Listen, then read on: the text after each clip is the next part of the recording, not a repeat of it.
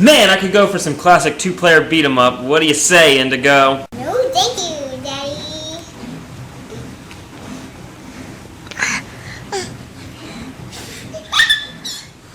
Well, I guess I could just do a review.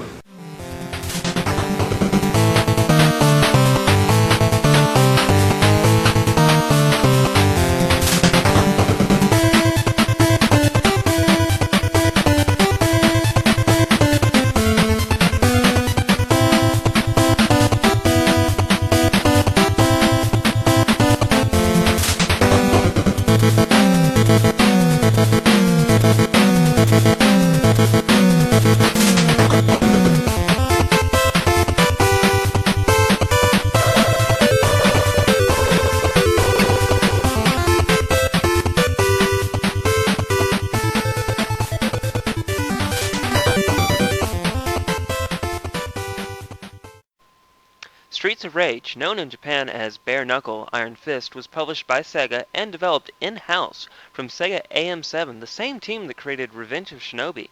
It was released in 1991 for the Sega Genesis / Mega Drive, Game Gear, and Sega Master System. The plot revolves around an evil Mr. X and his crime organization taking over the unnamed city and terrorizing its citizens. With the police helpless to stop them, our characters, ex-cops Axel Stone, Blaze Fielding, and Adam Hunter must take to the streets of rage to stop Mr. X and his crony goons. Each playable character has his or her own unique abilities. Adam plays like a tank with high attack power and agility, but is very slow compared to the other two characters. Axel is a balanced character with high attack and speed, but average agility. Blaze by far is the fastest character with high agility and speed, but average attack power. Gameplay. Gameplay is second to none in this side-scrolling beat-em-up, guys, where the objective is to go through each stage punching, kicking, and throwing thugs around till you reach the stage boss and kick his teeth in. The controls are simplistic, using C to jump, B to attack, and A to use a special that calls up a backed-up squad car to rain fire down upon your enemies. Interesting little tidbit, the cyber police car in the Sega title eSWAT is the same one used in Streets of Rage. It's also rumored that Streets of Rage runs on a tweaked version of the Golden Axe engine. This game offers 8 stages of simultaneous 2-player co-op. Each enemy has unique abilities. There's a basic thug that seems to just be cannon fodder for the player. He's usually unarmed, but sometimes has a knife, pipe, or bat to attack you with. The Mohawk Thug will always try to trip or throw the player around. The Dominatrix Lady, armed with her whip, will keep her distance and attack the player. The Juggler will juggle his items across the screen, sometimes on fire, to throw them at the player. And lastly, the Kung Fu Dude will use his side and jump kicks against the player. All these basic enemies come in a variety of palette colors and difficulty levels. The bosses are more diverse in look and ability and have basic thugs always on hand to help them out. The bosses. First there's the surly sailor who keeps to the side of the screen and then will throw his sword at you and try to kick you if you get too close to him. Then there's the mechanic / Freddy Krueger looking dude with claws to attack you when he gets close and has the ability to keep you from using aerial attacks against him. The wrestler will always stay off the screen and try to run in to clothesline you. Jump attacks work the best against him. The carny dude will run diagonally across the screen blowing fire at you. It's best not to use grab attacks / throw attacks against him, as he's very big and will always crush you when you try to attempt that. And lastly, there's what I call the Blaze Sisters, which are 2 palette swapped Blaze character sprites who have all of her abilities and are the toughest bosses in the game, if you ask me. I recommend jump attacks and always staying on the move when facing them. The last stage, you face a gauntlet of all the other bosses you've faced up to that point. The final boss, Mr. X, will always stay at the side of the screen shooting at you with his machine gun and then rushing in to hit you with the butt of the gun.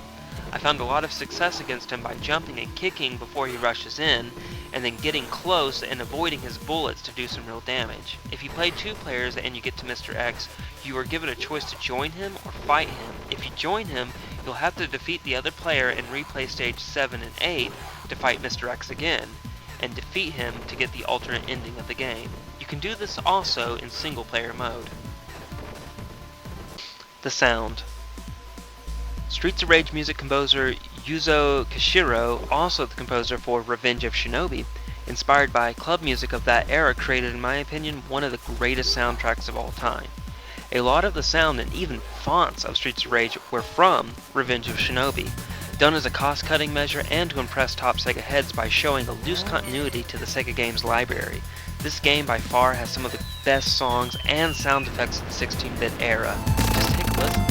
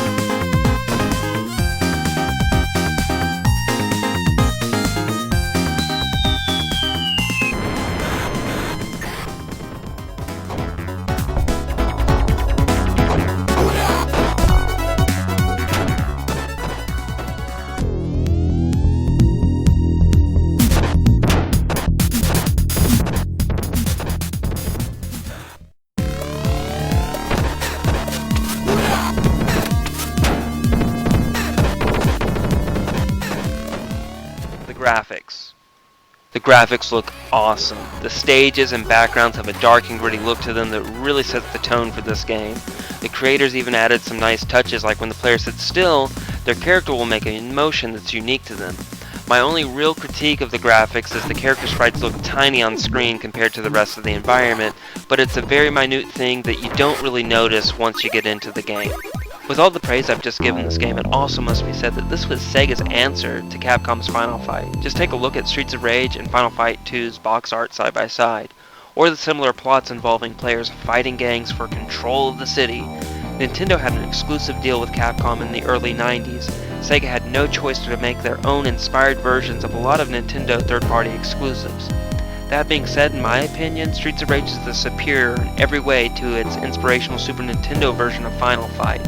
With two-player co-op, an alternate ending, better sound effects, soundtrack, and smoother gameplay, Streets of Rage beats out Final Fight, hands down. My final verdict on this game, Streets of Rage is a must-own game in any of its 16-bit releases.